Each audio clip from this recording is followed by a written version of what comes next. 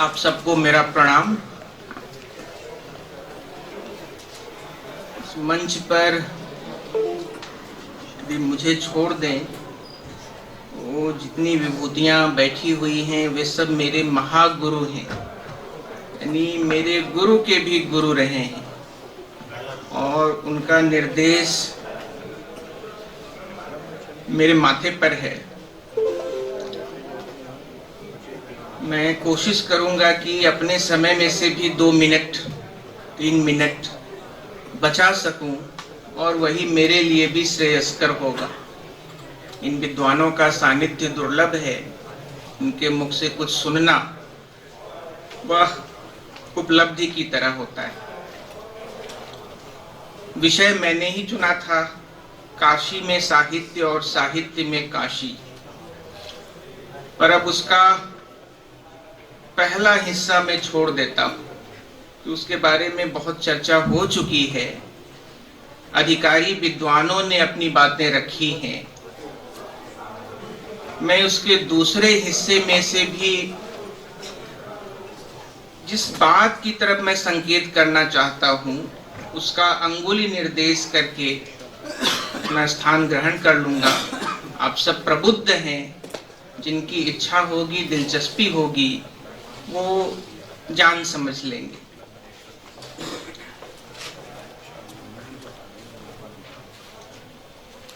यह कहा गया है, बातें हो चुकी हैं वैदिक संदर्भों में, ब्राह्मण ग्रंथों में, पाणिनि के गणपाठ में, कौटिल्य के यहाँ, पतंजलि के यहाँ, महाभारत के वन पर्व में, रामायण के भी उत्तरकांड में काशी का संदर्भ कमोबेश आता है।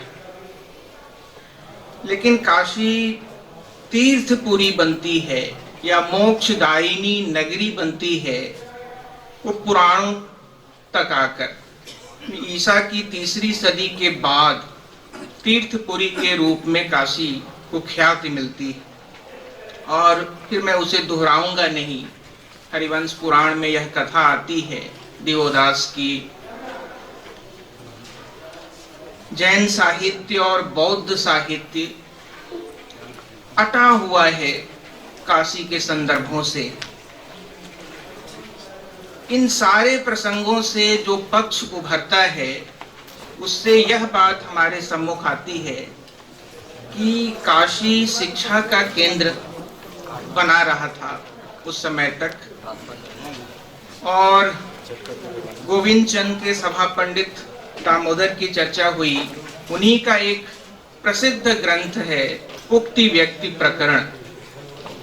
वहां उन्होंने कहा है, काशी के संदर्भ में वेद पढ़ब, स्मृति अभ्यासिव, पुराण देखब, धर्म करब।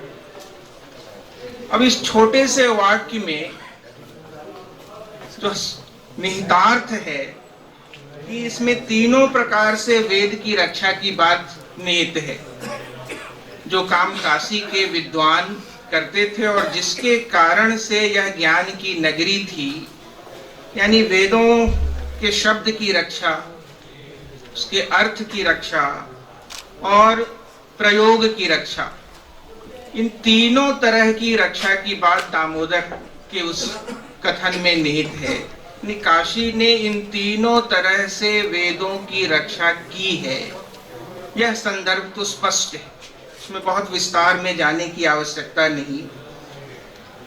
सूरदास के भ्रमर गीत में भी यह प्रसंग आता है जब गोपियां कहती हैं कि जोग अंग साधत जे उधो ते सब बसत ईसपुर काशी। जोग अंग यानी ज्ञान योग से उनका संदर्भ था। लेकिन एक दूसरा और इसके समानांतर जो लोक की धारा रही है, मैं उसकी तरफ ध्यान दिलाकर अपनी बात खत्म कर दूंगा। बहुत विस्तार में जाने की गुंजाइश नहीं है अभी। कि देखिए, वह जो लोक का पक्ष है किसी भी अर्थ में इस शास्त्र के पक्ष से कम नहीं रहा है, बल्कि कहीं कहीं तो वही प्रबल दिखाई पड़ता है। कृष्ण द्वैपायन व्यास का प्रसंग आप जानते हैं, शंकराचार्य और चांडाल का प्रसंग आपके सम्मुख जाहिर है। रामानंद एक तरफ हैं तो जिद्दी कबीर भी उनके संग लगे हुए हैं। इसी शिव की नगरी में केवल राम की कथा लेकर तुलसी नहीं आए थे और रामलीला का प्रचार नहीं किया था, उन्होंने कृष्ण लीला की भी शुरुआत की थी और उसकी छवियां नागनथैया आदि में हम आज भी पाते हैं।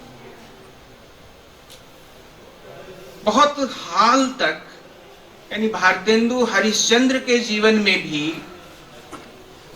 यह संदर्भ हम पाते हैं कि जब उन्होंने दयानंद को शास्त्रार्थ के लिए आमंत्रित किया और बनारस यानी काशी की जो यह लोक परंपरा थी, तो जब दयानंद आए उनके सम्मुख उसका आमंत्रण स्वीकार करके शास्त्रार्थ के लिए, तो इस शहर के लठैतों और तमाम लोक पक्ष को भारतेंदु ने इकट्ठा किया और शास्त्रार्थ आरंभ होने से पहले ही उन सब ने इतना हल्ला किया कि दयानंद ने शास्त्रार्थ से अपने को अलग कर लिया। इसलिए मैं कह रहा हूं कि काशी को समझने के लिए उसका यह आधा और प्रबल पक्ष, इसको साथ में जोड़ना ही होगा, इसके बिना बात पूरी नहीं होगी। तमाम संदर्भ हैं, उस तरफ बहुत जाने की आवश्यकता नहीं है। मैं केवल यह संकेत कर रहा हूं कि इसी हिंदी विभाग के आचार्य रहे हैं शिव प्रसाद सिंह। 3 उपन्यास उन्होंने लिखे, गली आगे मुड़ती है, नीला चांद और वैश्वानर। ये 3 उपन्यास काशी के संदर्भ में ऐसे 3 समयों से जुड़े हैं, अलग अलग इतिहास के कालखंडों से, जिनके माध्यम से काशी के समूचे इतिहास क्रम को हम जान सकते हैं। लिखने का क्रम उल्टा है और इतिहास का क्रम ठीक उल्टा है। यानी वैश्वानर में जिस कालखंड की कथा है वह बहुत प्राचीन दिवोदास का संदर्भ आता है। उसमें अग्नि वैश्वानर का अर्थ ही होता है और अभी बनारस में आग लगने से काशी नगरी के ध्वंस होने का जिक्र हो चुका है। उस वैश्वानर उपन्यास में जो काशी है वह स्वर्गस्तृणायते यत्र शैषा श्री मणिकर्णिका, शांति का, शिक्षा का, समृद्धि का की काशी है।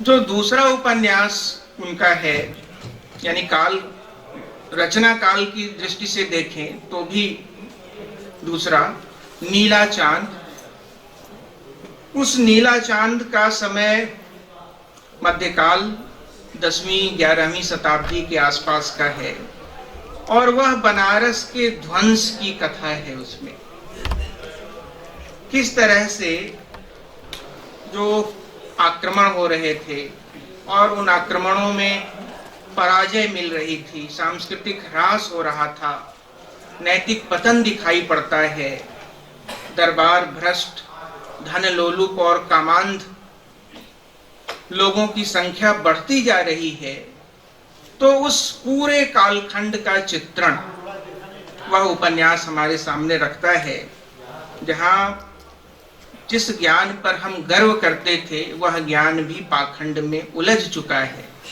लेकिन उपन्यास में ही यह बात निहित है कि उसमें एक नई संस्कृति, एक नई काशी का सपना भी है और उसी सपने को सामने में रखकर उनके द्वारा जो तीसरा उपन्यास उनका है गली आगे मुड़ती है, उसमें एक ऐसे बनारस का चेहरा दिखाई पड़ता है जो अपनी इस ऐतिहासिक, सांस्कृतिक और धार्मिक पहचान के साथ नए संदर्भों में, जिसको हम फॉरवर्ड होता हुआ बनारस कह सकते हैं, और उसकी विसंगतियों की पकड़ वह हम देख पाते हैं। मैंने बहुत कुछ छोड़ दिया है, आपकी दिलचस्पी होगी तो ये सारे उपन्यास उपलब्ध हैं। जिस काशी को हम जानना चाहते हैं वो बहुत पुराने समय से लेकर के हमारे और आपके समय तक की कथा इन 3 उपन्यासों में, उपन्यास त्रयी के माध्यम से शास्त्रीय पक्ष और उसके समानांतर जो लोक की धारा रही है, इन दोनों के बीच सामंजस्य की कथा के रूप में हमारे सामने आया है। मैं यहीं अपनी बात समाप्त करता हूं। केदारनाथ सिंह की कविता है बनारस, उसकी कुछ पंक्तियों के साथ, जहां वह संदर्भ स्पष्ट हो जाएगा। कभी सई साँझ बिना किसी सूचना के घुस जाओ इस शहर में, कभी आरती के आलोक में इसे अचानक देखो, अद्भुत है इसकी बनावट। यह आधा जल में है, आधा मंत्र में, आधा फूल में है, आधा शव में। आपने मेरी बातें सुनी, आप सबका बहुत बहुत धन्यवाद।